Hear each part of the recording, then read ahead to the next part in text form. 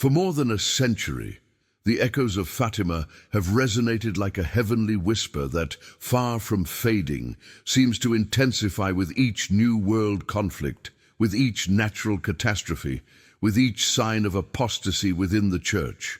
In 1917, a woman dressed in white appeared in a small Portuguese town, bringing an urgent message to the world.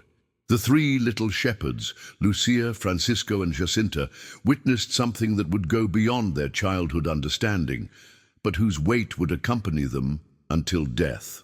They were entrusted with three secrets. The first, a vision of hell. The second, a warning about the Second World War and the need to consecrate Russia to the Immaculate Heart of Mary.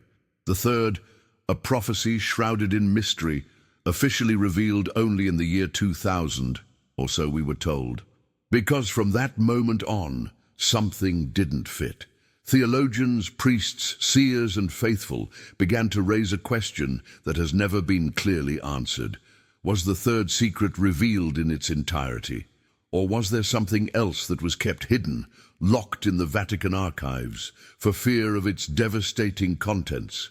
What if, behind the veil of silence and ecclesial diplomacy, there existed not only an unpublished part, but a fourth, much more disturbing revelation that has been deliberately kept quiet? Lucia dos Santos, the only one of the three shepherd children who lived to old age, was interrogated for decades.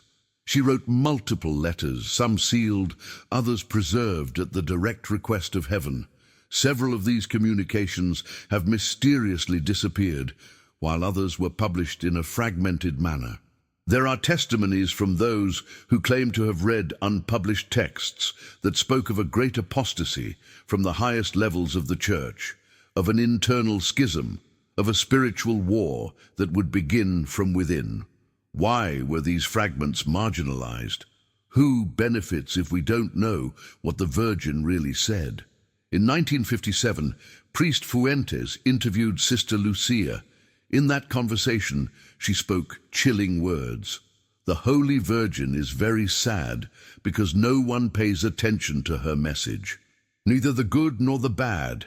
The good continue their lukewarm path, and the bad go along the wide path of perdition. The Virgin can no longer stop the arm of her Son.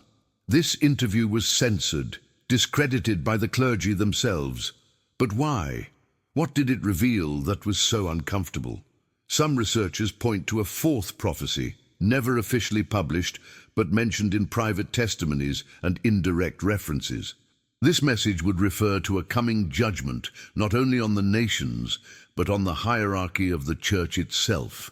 A message that speaks of two popes coexisting, of great doctrinal confusion, and of a final punishment that will affect the entire world if humanity is not converted. Even Lucia would have said that the punishment would begin in Rome. The pieces begin to fit when you look at the current landscape.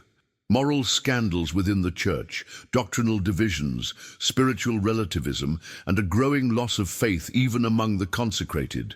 All humanity seems to have crossed the threshold of respect for the sacred, and yet the message of Fatima, with all its prophetic power, is treated as a story of the past, as if its fulfillment were not right before our eyes. Why this persistent silence? What are you trying to protect or cover up? A Vatican exorcist once stated that the devil deeply fears Fatima because he knows that that message contains heaven's strategy to defeat him. It is no coincidence that so many later Marian apparitions, Garabandal, Akita, St. Nicholas, reprise and amplify the warnings given at Fatima. And it is no coincidence that many of these messages have also been silenced. Are we facing a spiritual conspiracy, or simply faced with a truth so hard that humanity is not prepared to hear it? What is undeniable is that heaven continues to speak, and that the silence of the earth is increasingly deafening. Perhaps what we know as the third secret is not the last. Perhaps there are more, and we are living the fulfillment of that fourth, unwritten, but lived revelation. Many have dared to connect the dots. Others prefer not to look. But the question is raised, and its weight is inescapable. What else did the Virgin say in Fatima that has not yet been revealed? And what do you think? Is the Church still secretly hiding a greater warning? Leave it in the comments and share this message if you think the truth can no longer be hidden. Are we ready for what's coming?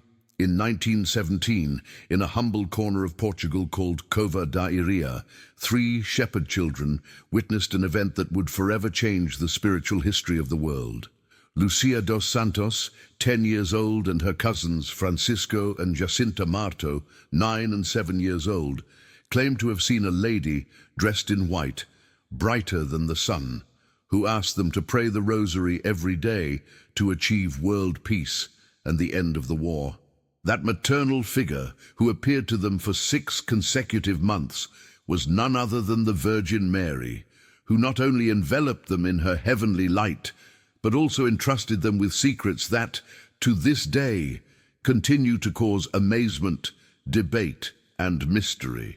The message of Fatima is officially recognized by the Church and has been the subject of numerous theological, historical, and spiritual investigations.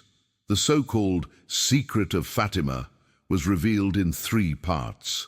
The first, a vision of hell, where the souls of the damned were shown, causing a deep impact on the children.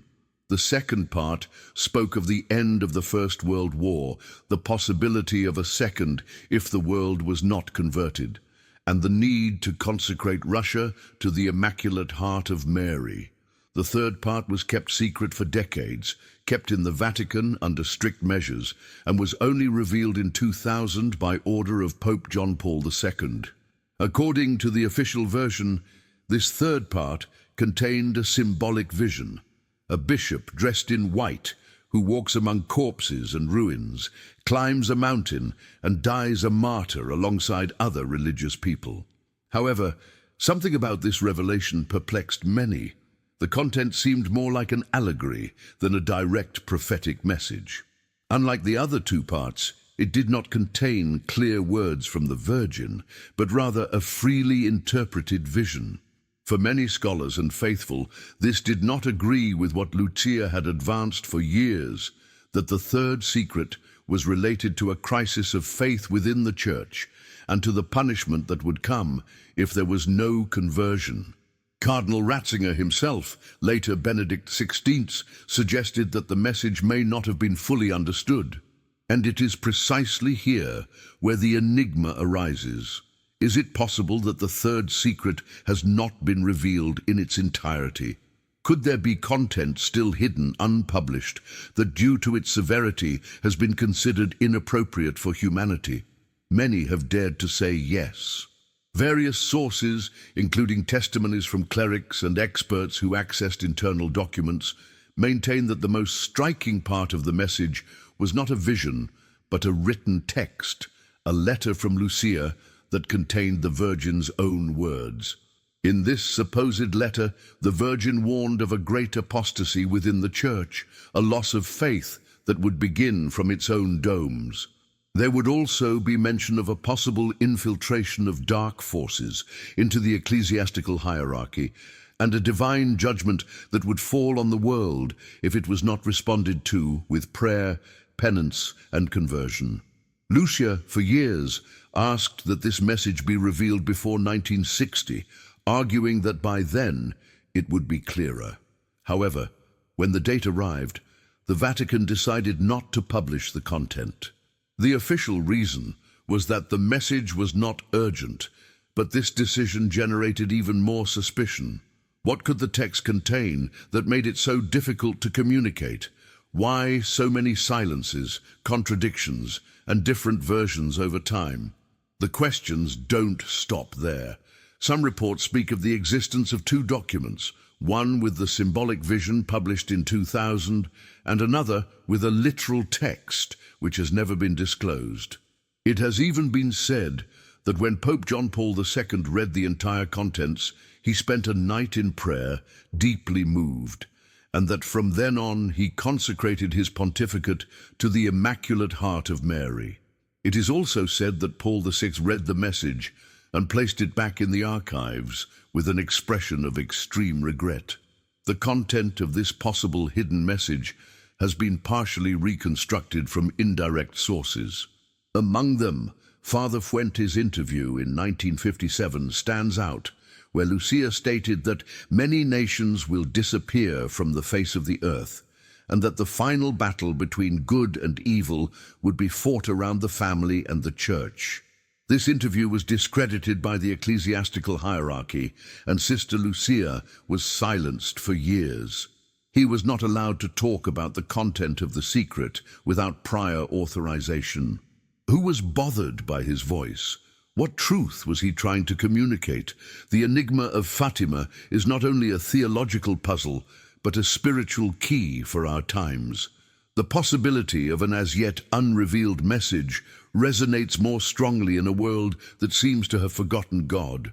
The growth of relativism, the loss of the sense of sin, unbridled violence, wars that multiply, and internal crises within the church are signs that seem to respond directly to what Fatima would have anticipated. Today, more than a century later, the message of Fatima has not lost its validity. On the contrary, it appears to have entered a new stage of compliance. The story is not over. Heaven is still waiting for an answer, and until everything that was said is revealed, many will continue to wonder, what else do we know that we have not yet been told? And you?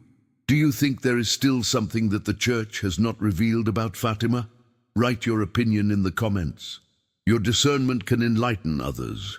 In December 1957, Mexican priest Father Agustin Fuentes visited Sister Lucia dos Santos in the convent of Coimbra, Portugal, with authorization from the local bishop. At that time, Father Fuentes had been designated as postulator for the beatification causes of Jacinta and Francisco Marto. The meeting was formal, documented and authorized. However, the consequences of that interview marked a before and after in the history of the Fatima apparitions, not so much because of what was said, but because of what came after, the imposed silence, censorship, and suspicion. During that conversation, Sister Lucia did not utter ambiguous words or soft formulations. He spoke urgently, with a spiritual and prophetic charge that went beyond the usual tone in his previous messages. He did not limit himself to reviewing the events of 1917, but delved into what he considered the content of the Virgin's message not yet understood or assumed. He spoke of the imminent punishment, the need for prayer and penance, and the apostasy that would spread even within the Church. One of the most shocking points was his statement that the devil is fighting a decisive battle against the Virgin, and that this battle focuses on attacking consecrated and priestly souls in particular. According to Lucia, if these souls fall, they drag many others with them. Furthermore, he added that they were reaching the last remedy that God gives to the world, the Holy Rosary and devotion to the Immaculate Heart of Mary. These words resonated with apocalyptic force, not because they announced the end of the world as an imminent event, but because they signaled a definitive decision, conversion or perdition. The full content of the interview was published months later by Father Fuentes himself, causing a stir in Catholic circles. It was not long before ecclesiastical authorities in Portugal issued an official statement disavowing the priest and denying that Lucia had said such things. It was even stated that Sister Lucia had not said anything that had not already been published. That raised suspicions. Why, if his words were harmless or well-known, was it deemed necessary to issue a statement to contradict them? Why was the priest removed from his position as postulator? Researchers who have followed the case see this ecclesiastical intervention as a clear sign of censorship. Starting in 1959, the figure of Lucia was isolated from public contact. All communication had to pass through ecclesiastical filters, and his letters began to be reviewed. Access to it was restricted, even for close members of the Church. Lucia, who previously wrote directly to bishops and trusted lay people, was engulfed in a kind of administrative closure. It was evident that his words had struck a dangerous chord, which should not resonate beyond the walls of the convent. One of the most controversial topics addressed by Lucia was the repeated mention of a crisis of faith within the clergy.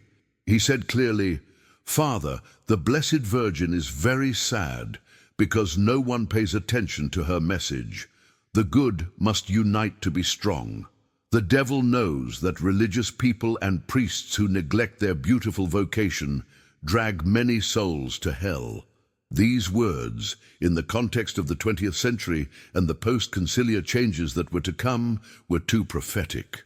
They pointed out precisely the spiritual root of the future crisis, not an external persecution, but an internal weakness, a corruption of testimony. Lucia herself seemed aware of the gravity of the historical moment.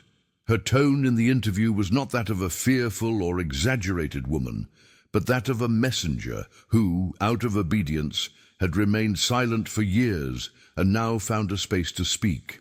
He told Father Fuentes that punishment was imminent if the world was not converted, and that many did not believe in the effectiveness of prayer because their faith had cooled. The insistence on praying the rosary was not devotionalism, it was a spiritual shield. And his call to penitence was not extreme asceticism, it was an urgent plea to divert the course of history. The official reaction, however, was lapidary. Not only the content, but the credibility of the interviewer was questioned. Statements were written in Lucia's name without clear evidence that she had written them personally. Differences in style, different signatures, and even internal inconsistencies arose in the later texts attributed to the seer. This has led some researchers and worshippers to suspect that Lucia was silenced, and that what was presented as her voice in the following decades may not have been entirely genuine. The 1957 interview, therefore, is not just another document about Fatima. It is perhaps the last time we hear Lucia's voice without filters, without previous writing, without the editorial hand of third parties. It is a statement that reveals a tension between the prophetic voice and the ecclesial structure, between spiritual truth and diplomatic prudence. And that tension remains valid today. The story of this censored interview raises many questions that remain without official answers. What did the so-called third secret of Fatima really contain? And why was there such a delay in revealing it? What role did authorities play in silencing a key witness to one of the most important apparitions of the 20th century? Was it just pastoral prudence or a deliberate desire to hide warnings that could have caused discomfort? Now tell me in the comments, do you think Lucia was silenced for telling a truth that was too uncomfortable for her time? Or do you think that the Church acted rightly to protect the faithful from alarmist interpretations? Throughout the 20th century, few testimonies have aroused as much interest, suspicion, and controversy as the writings attributed to Sister Lucia dos Santos, the main visionary of Fatima. While a significant portion of his correspondence and spiritual reflections have been officially published by the Vatican and other ecclesiastical sources, there is no small portion of documents whose whereabouts remain shrouded in mystery. Letters, notes, and personal diaries that, according to different investigators and witnesses, contained warnings and revelations that went beyond what had already been disclosed. What did those texts contain? Why did they disappear? Who could they have inconvenienced? This investigation delves into the missing fragments, into the silenced words, into the ink that did not reach public light.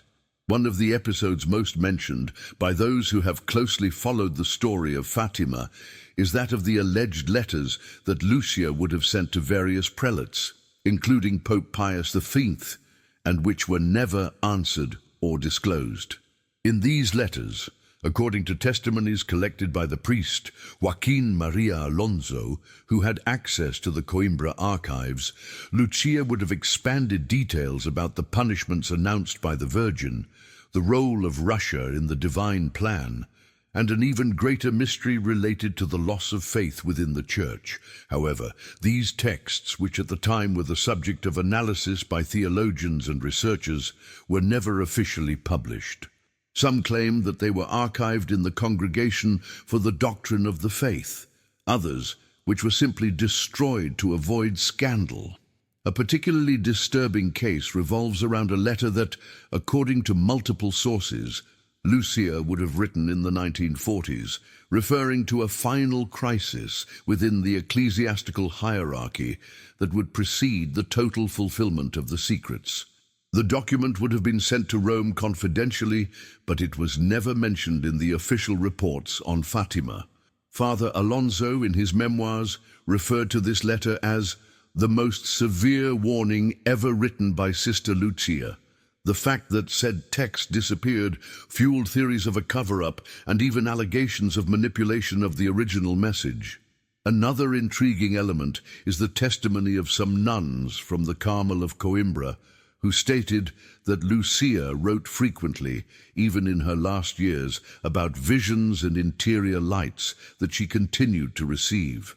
These writings, which in principle would have been preserved in his cell after his death in 2005, would have been quickly transferred by ecclesiastical authorities without leaving a trace.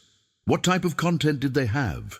Was the seer receiving new revelations about the future of humanity, the destiny of the Church, or even about the imminent fulfillment of the third secret? The possibility that there are reserve writings prepared by Lucia to be opened only after her death has also been considered by various researchers. Some claim that these texts were sealed and marked with future dates, with the intention that they would be revealed at critical moments for the Catholic faith. However, no ecclesial authority has confirmed the existence of such documents, which has generated greater skepticism and at the same time renewed interest in scrutinizing the Vatican archives, especially after the partial opening of some documents during the pontificate of Benedict XVI. It is also relevant to highlight the differences in style and content between some texts attributed to Lucia. Specialists in textual analysis have pointed out that certain official writings, especially those related to the interpretation of the third secret, present an unusual tone and structure compared to other letters signed by her. This discrepancy has caused some to raise the possibility of intervened authorship, or even of writings written under strict supervision, thus limiting the psychic's freedom of expression. Even more disturbing is the testimony of people who visited Lucia in her old age and who reported that she herself was unaware of parts of what was published in her name. A document that has generated great controversy is an alleged letter addressed to John Paul II, in which Lucia would have begged the Pope to explicitly consecrate Russia as the Virgin would have requested, without ambiguities or diplomatic detours. Although the Vatican declared that the 1984 consecration fulfilled what was requested at Fatima, this letter, which was never officially recognized, would question that claim. According to those who claim to have had partial access to it, Lucia warned that without a clear and exclusive consecration to Russia, the promised conversion will not occur and errors will continue to spread. In addition, signs have been reported of a spiritual notebook in which Lucia would have compiled mystical reflections on the end times, the appearance of the Antichrist, and a necessary purification within the Church. Several indirect witnesses mention the existence of this notebook as an open secret among those who lived with her. Despite calls for canonization and the ongoing beatification process, such material was never mentioned in official reports or included in documents published by the Holy See.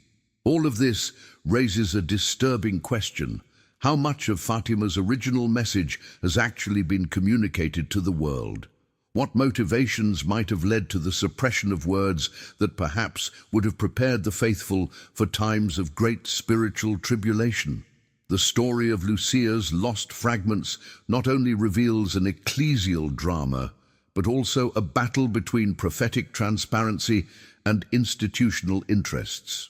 Now I ask you, if these writings were to come to light today, would we be spiritually prepared for what they contain?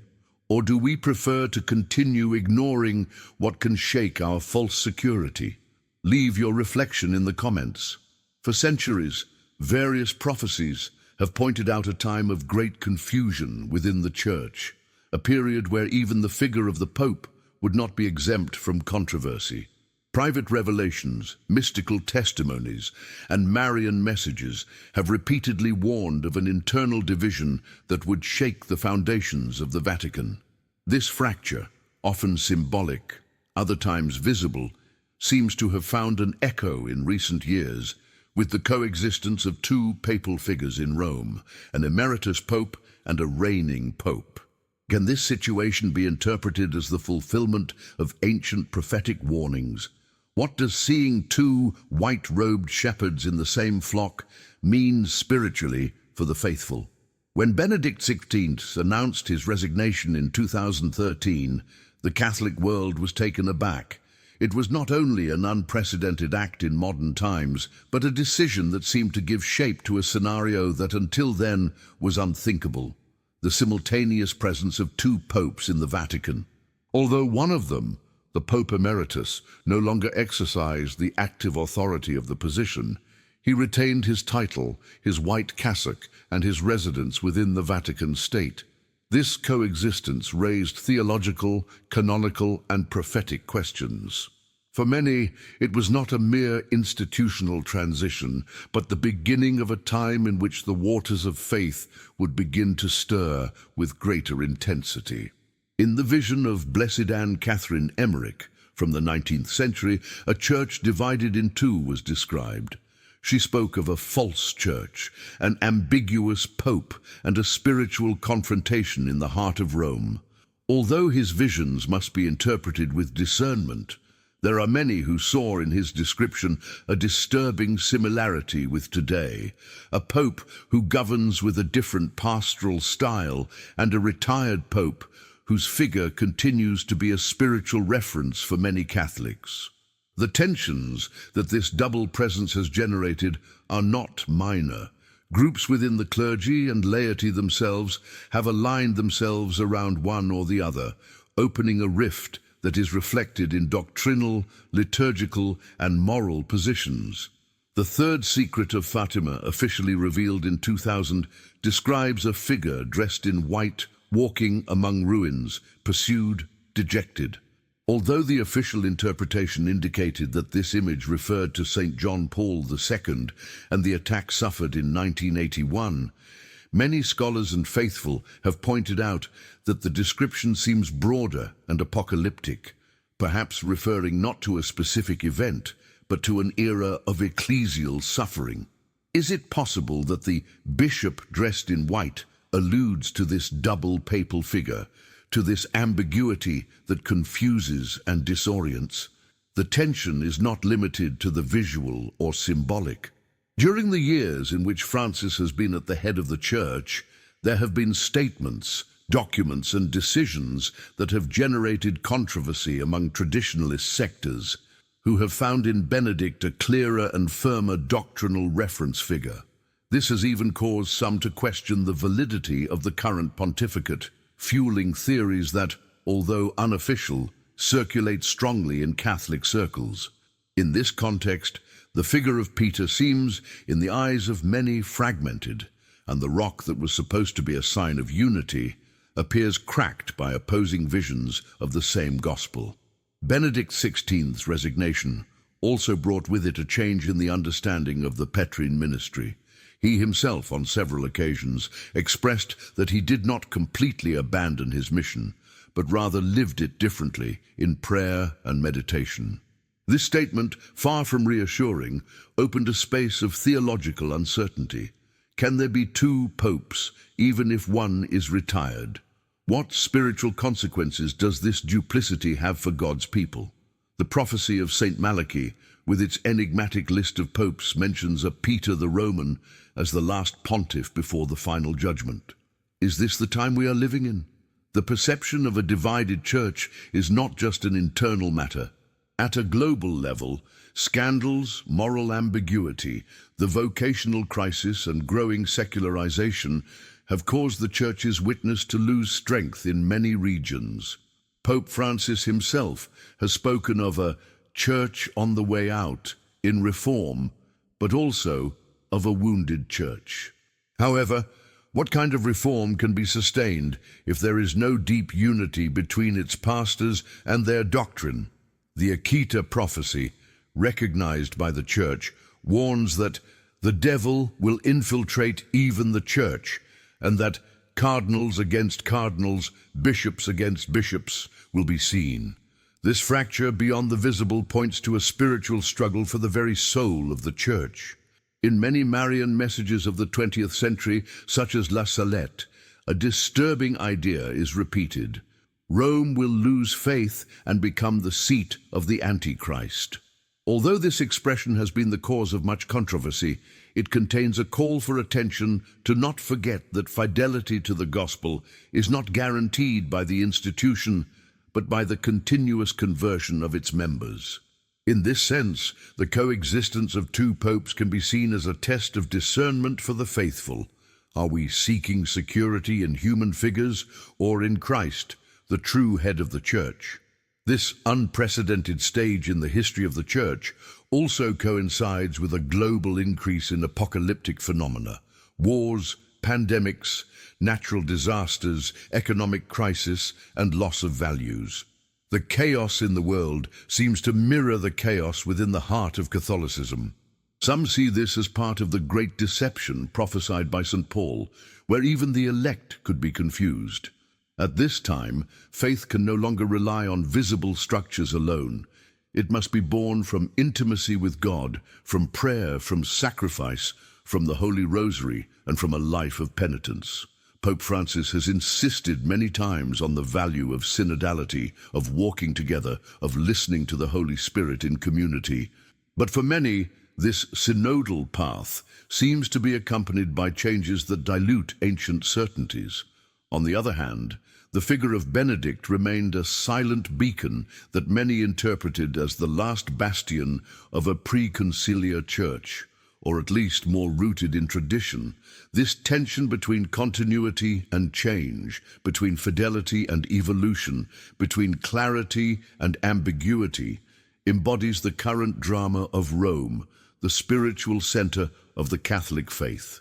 And you, do you believe that this duality of popes is part of a divine plan or a great confusion that must be discerned? Write it in the comments. In many of the Marian revelations accepted or studied by the Church, punishment is not presented as a vengeful act of God, but as a profound form of spiritual correction.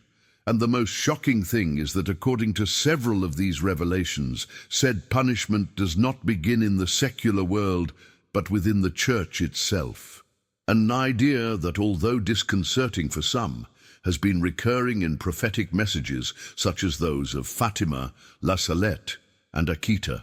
Is it possible that the purification of the world must first go through painful pruning in the very house of God? The Virgin Mary at La Salette in 1846 stated with overwhelming clarity that Rome would lose faith and become the seat of the Antichrist. A phrase that was minimized or even censored for a long time, but which has resurfaced in contemporary analysis as a severe warning about a spiritual decadence initiated at the highest peaks of ecclesiastical authority. In Fatima, although the third secret was officially revealed in the year 2000, many scholars and faithful maintain that the disclosed content is incomplete, since it would not include the part in which the Virgin would have warned about a great apostasy that would begin from the top. This idea of a spiritual punishment that begins within the Church also finds echo in the words of Sister Lucia, visionary of Fatima. In her 1957 interview with Father Fuentes, Lucia expressed that the final battle between the Lord and the kingdom of Satan would be about family and faith. But he also spoke of a very severe purification that would first affect the consecrated, the priests and bishops, because the enemy knew that if he managed to corrupt the clergy, he would drag countless souls with him. Purification, then, is not just punishment, but divine justice that comes from those who have the most spiritual responsibility. In Akita's message, approved by then Cardinal Joseph Ratzinger, the Virgin uttered shocking words. The work of the devil will infiltrate even the Church in such a way that cardinals will be seen against cardinals, bishops against bishops, churches and altars will be looted. This description not only alludes to doctrinal divisions, but to an internal struggle of a spiritual and moral nature in which those who should guide the people of God could become instruments of confusion. It is no coincidence that judgment begins at the house of God, as Scripture says in 1 Peter 4:17, "The time of judgment has begun, and it begins at the house of God." In this context, spiritual punishment is understood as a painful but necessary purification, a process in which structures that are not firm in the truth of Christ will be shaken. These are not just scandals or personal sins of clerics, although that is serious enough. It is something deeper, a crisis of identity, of doctrine, of faith. Confusion about truth, moral relativism, spiritual lukewarmness and worldliness have weakened the witness of the Church in the world. And like a mother correcting her child, God allows this process of purification so that the Church can once again be light in the midst of darkness. Various prophetic voices have confirmed this intuition. Father Stefano Gobbi, founder of the Marian priestly movement, received interior locutions that spoke of a great purification that would begin within the Church and would reach its climax when the schism manifested itself publicly. Also, Pope Benedict XVI, in a reflection from 1969, when he was still a theologian, anticipated that the Church of the future would be small, poor, persecuted, but holier, as if a spiritual pruning was taking place that would eliminate everything that is sterile and make what still remains faithful flourish. Biblical history is also full of precedents where judgment begins with spiritual leaders. In the book of Ezekiel, the prophet sees a vision in which angels marked the foreheads of the righteous, but physical punishment began in the temple. In Revelation, the letters to the 7 churches reveal that Jesus examines his communities not according to human success, but according to their faithfulness. These signs show that spiritual cleansing, to be effective, must begin with those who are called to be an example. The great paradox is that this punishment, far from being simply an act of destruction, is an opportunity for repentance, for a return to the truth, for the rediscovery of the true face of Christ. When the tinsel of the institutional falls away, the essence remains. A church that bleeds, that suffers, but that also purifies itself to shine like gold passed through fire. And it is precisely this test that will distinguish the true pastor from the hireling, the faithful witness from the religious official, the true believer from the occasional sympathizer. As more Catholics become aware of these warnings, a call for discernment becomes urgent. It is not enough to observe the external signs. It is necessary to look inside, examine the heart, the life, the personal fidelity to prayer, the sacraments and the Word. If purification begins with the Church, it also begins with each of us. Nobody is exempt. The time of complacency has ended, and the Spirit cries out for souls that do not fear the fire of the crucible, because they know that the resurrection will come later. The Virgin does not warn out of desperation, but out of love. A love that does not tolerate lies, that cannot come to terms with the corruption of the soul, and that continues to cry for its consecrated children who have forgotten their first love. For this reason, many have begun to see in these times a final stage of ecclesial purification, not out of mere apocalyptic speculation, but because they feel, with fear and trembling, that God is already touching the structures to make them tremble, and that those who survive standing will do so because they are founded on the rock. What do you think? Do you think that spiritual purification has already begun within the Church? I read you in the comments. When talking about the Marian apparitions of the 20th century, the name of Fatima resonates like a sacred echo that marked a before and after in the spiritual consciousness of millions of people. However, with the passage of time, other celestial manifestations have emerged, loaded with a similar urgent and often disturbing message.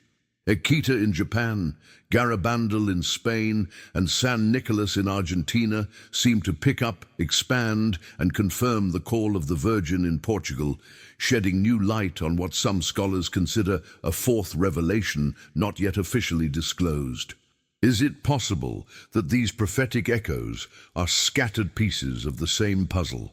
Are we facing repeated warnings that the world has refused to listen to? In Fatima, in 1917, the three Portuguese shepherd children received messages that ranged from visions of hell to warnings about wars, persecutions of the church, and an urgent call to conversion. The so-called three secrets deeply marked the 20th century. However, it has been debated for decades whether all the content was actually revealed. Sister Lucia hinted that there was an undisclosed part that spoke of a great apostasy within the church.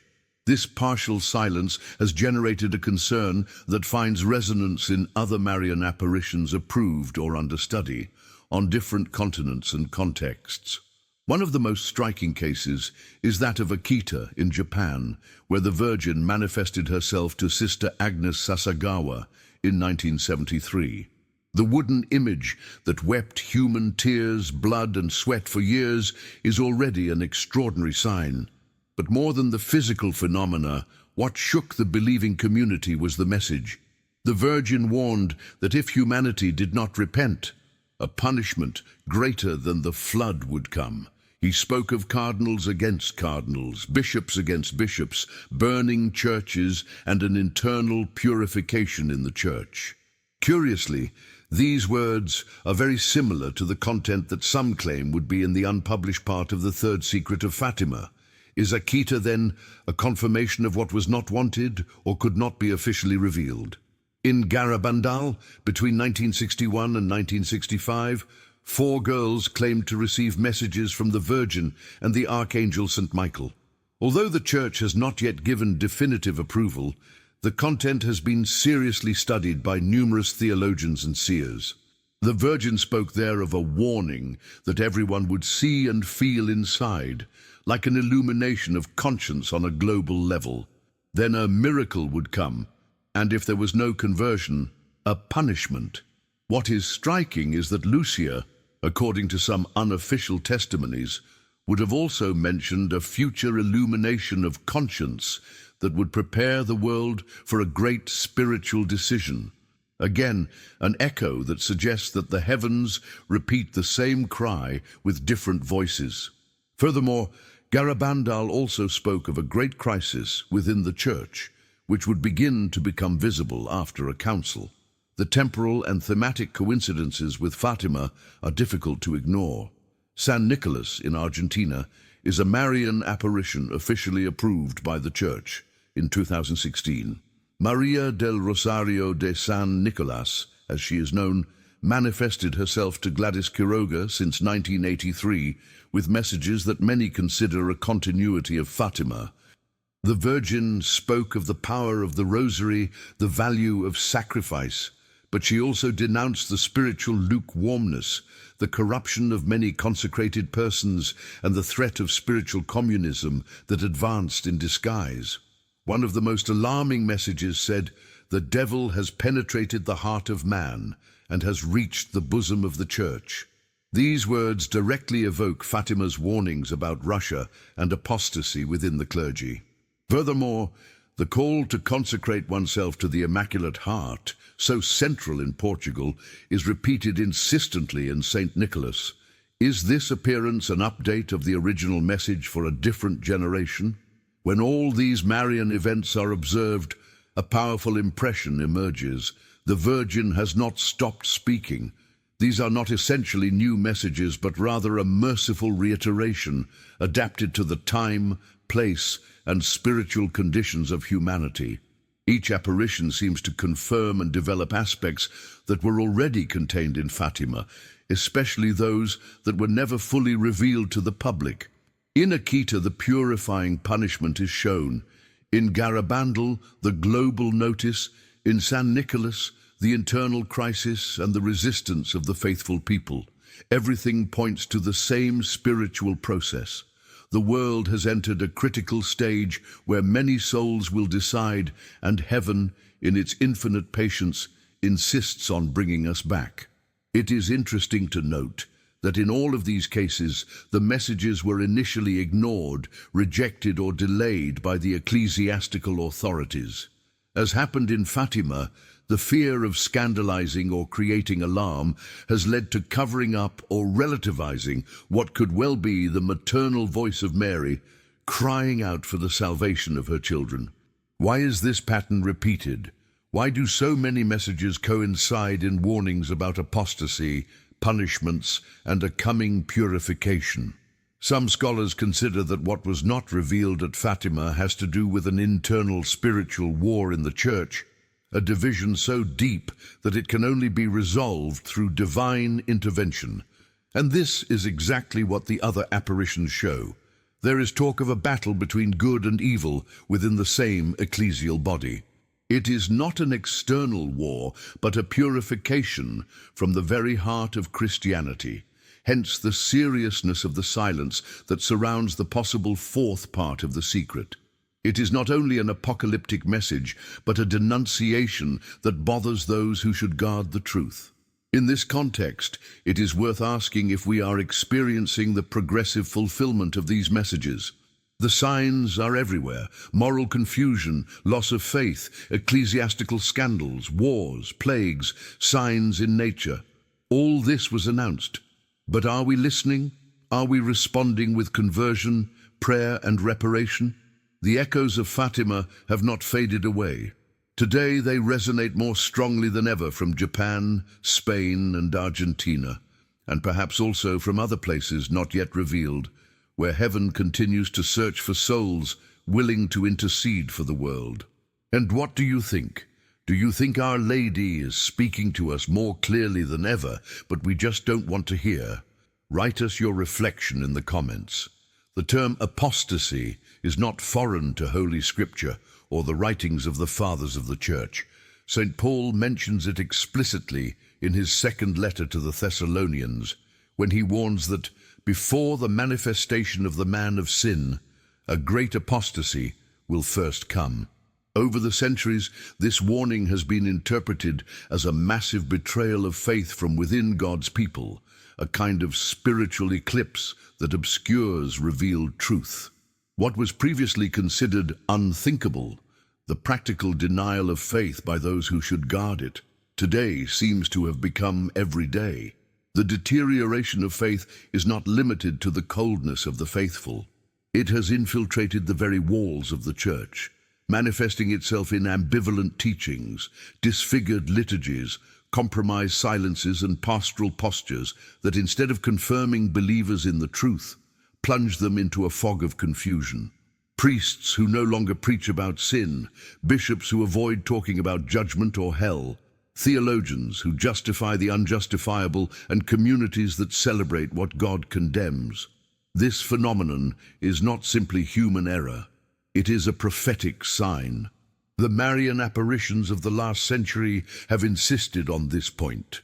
At La Salette, the Virgin said that Rome would lose faith and become the seat of the Antichrist.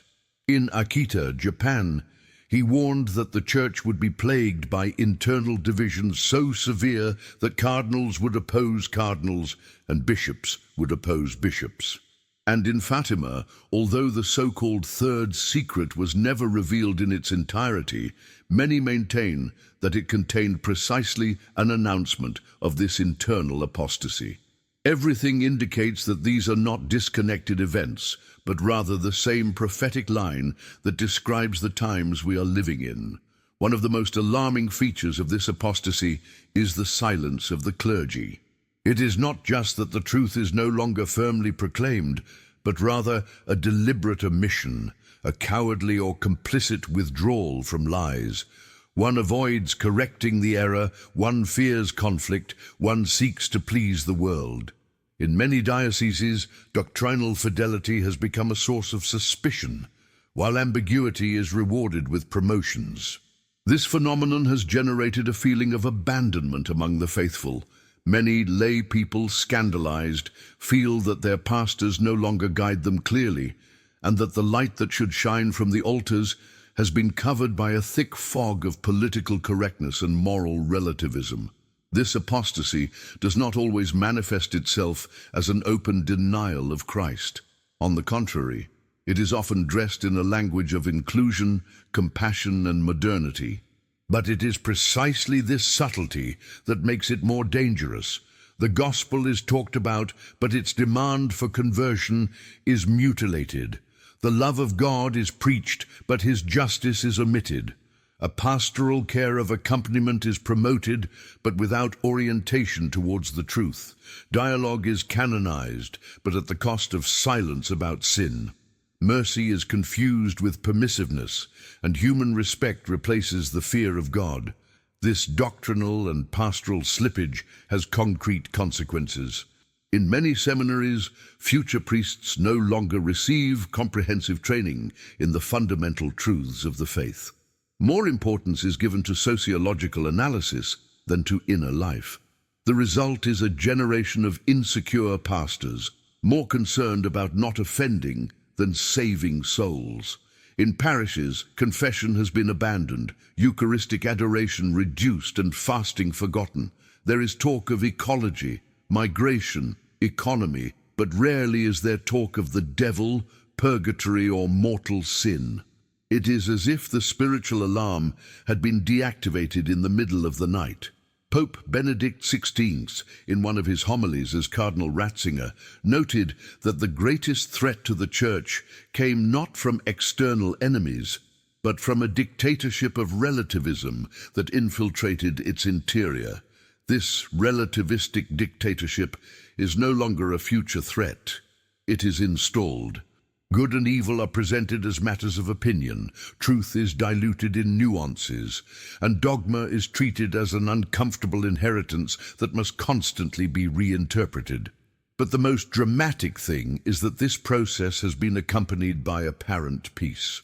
There are no violent persecutions, no great formal schisms. However, the cancer of error spreads silently. As in the days of Jeremiah, peace, peace is proclaimed when there is no peace. The Church seems to sleep while the enemy sows tares among the wheat. And in the midst of everything, the faithful desperately search for a voice that confirms their faith, a clear preaching, a pastor who does not fear the wolves. Most Holy Mary, in so many of her appearances, has called her children to resist this darkness, not with rebellion, but with heroic fidelity, not with resentment, but with prayer and penance. His call is clear: cling to the rosary, to the Eucharist, to the authentic magisterium. Do not be deceived by false shepherds or become accustomed to error. In times of confusion, obedience to revealed truth becomes a prophetic act. This time of apostasy has also been a time of revelation. It has been revealed who are the true shepherds and who are hirelings, who seek the glory of God and who seek to please the powerful, who are willing to give their lives for their sheep and who abandon the flock at the first roar of the world. The judgment begins at the house of God, and this judgment is already underway. Heaven has spoken, but many have chosen to remain silent. And that silence, in times of crisis, is already a form of betrayal. Do you also perceive this deafening silence within the Church? Do you feel like we are living the prophesied apostasy? Share your testimony in the comments. When the Virgin Mary appeared in Fatima in 1917, she spoke words that today resonate with alarming prophetic intensity. If they heed my requests, Russia will be converted and there will be peace. If not, it will spread its errors throughout the world, promoting wars and persecutions of the Church. This warning was not an isolated comment, but a profound revelation about the spiritual role of an entire nation within the history of salvation and the apocalyptic combat that the world is waging. The name Russia did not appear by chance. It was pointed out precisely in a geopolitical and spiritual context that had not yet reached its peak. But more than a century later, the question that many ask is, was the consecration of Russia really fulfilled? Was it enough? Or do errors continue to spread in more subtle and destructive ways? The request to consecrate Russia to the Immaculate Heart of Mary was transmitted to Sister Lucia clearly. It was not a symbolic gesture. It was an act that had to be carried out publicly, in unity with all the bishops of the world, as a spiritual shield that would put a stop to the plans of hell. For decades, there was controversy over whether later popes fully fulfilled this request. John Paul II performed an act of consecration in 1984 without directly mentioning Russia, but in communion with the bishops. Some maintain that it was accepted by heaven and that it caused the collapse of the Soviet bloc. However, other theologians, Marian analysts, and even voices within the Church have expressed doubts. The fall of communism did not bring about a true conversion of Russia, but rather a transformation of its spiritual influence. Is it possible that Russia's mistakes have mutated into new ideologies, systems of control, moral decay, or cultural manipulation? The spiritual war being fought today does not use only tanks and missiles. It is fought with narratives, with laws contrary to life, with ideologized education, with technologies that replace conscience.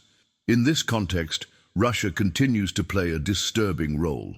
While some present it as a bulwark against the decline of the West, others see it as an instrument of global destabilization. In both cases, it remains an epicenter of mystery. The Virgin did not speak about the United States or China. He talked about Russia.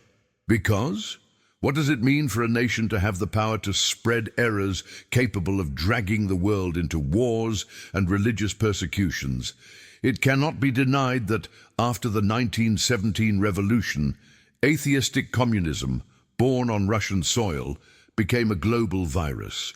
Its essence was not simply political, but deeply spiritual. He denied God, persecuted faith, destroyed the family, and exalted the state as absolute. These principles did not disappear with the fall of the Berlin Wall. They infiltrated other contemporary ideologies, now without red flags, but with the same corrosive effects on morality and human dignity. Abortion, gender ideology, transhumanism, moral relativism were not born in Russia, but they expanded on the basis of the same rejection of God. It is as if the errors mutate, disguise themselves, adapt. But its spiritual origin still has a root, an organized rebellion against the divine order. The Virgin asked for the conversion of Russia, not its power. The question we must ask ourselves today is not only whether it was properly consecrated, but whether the fruits of that consecration are visible. Where are the signs of that conversion? Where is national repentance, reparation, the spread of the gospel from that marked land? Some may point to the resurgence of Russian Orthodoxy as a positive sign.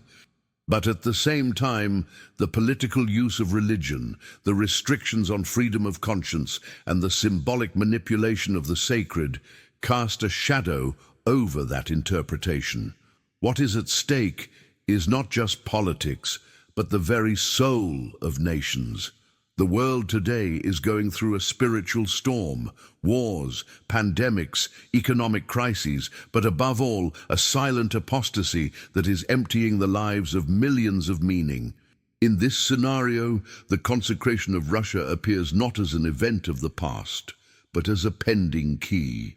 Sister Lucia herself declared that the consecration was not a single act, but rather the beginning of a process of reparation, penance, and conversion. Even if the Papal Act of 1984 was valid in the eyes of heaven, the human response is still necessary. Conversion is not imposed. He hugs himself. Has Russia embraced the call of the Immaculate Heart? And have we, as a church, understood the seriousness of that message? Heaven itself warned that if the call was not heeded, punishments would come. and one of them would be war. Is it a coincidence that, in the 21st century, Russia returns to the center of the world conflict? Are we not seeing the specter of war rising again, with possible apocalyptic consequences? Beyond military strategies, what is at stake is a combat of invisible dimensions. The devil wants to divide, destroy, enslave. Mary wants to unite, save, liberate. The battlefield is no longer just in Eastern Europe, but in every heart that decides which voice to listen to.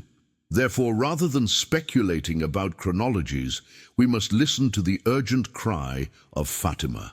The consecration of Russia is also a mirror of our own dedication. Are we consecrated to the Immaculate Heart? Or do we continue to tolerate in our lives the errors that nation had to leave behind? The spiritual war will not be won with geopolitics, but with prayer, penance, and fidelity to God. Only in this way can we see the Virgin's promise fulfilled. In the end, my Immaculate Heart will triumph. What do you think? Do you think Russia has been truly consecrated and converted, or is there still a deeper response missing from the world? Write it in the comments. Since the apparitions of the Virgin Mary and Fatima in 1917, the Marian message has resonated with a tone of urgency and warning. In that simple place in Portugal, 3 shepherd children received not only heavenly visions, but also profound revelations about the future of the world. Among those revelations was a spiritual combat of apocalyptic proportions. A fight between light and darkness, where all of humanity would be drawn into taking sides. Many have read the message of Fatima as a call to conversion and peace. But those who have delved into the darkest aspects of these revelations, such as contemporary exorcists and psychics, warn that the message is much more radical. We are in the midst of the great final battle between good and evil, and the devil has deployed a carefully designed plan to destroy the human soul. One of the central elements in this spiritual combat is silence. Not the sacred silence of contemplation, but the silence of concealment, of censorship, of fear of the truth. The devil not only acts through obvious temptation, but sows confusion, moral relativism, and a growing indifference toward the sacred.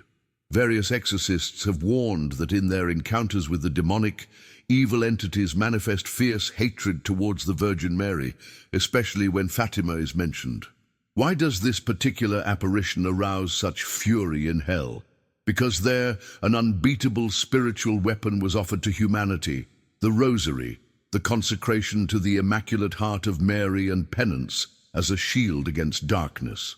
Father Gabriele Amorth, a renowned Vatican exorcist, stated that in multiple exorcisms the demons confessed, under divine obedience, that they fear Mary more than the saints themselves, because in her humility and purity she completely disarms their plans. According to Amorth, Fatima represents a strategic point in the eschatological battle, because there the conditions were revealed to avoid the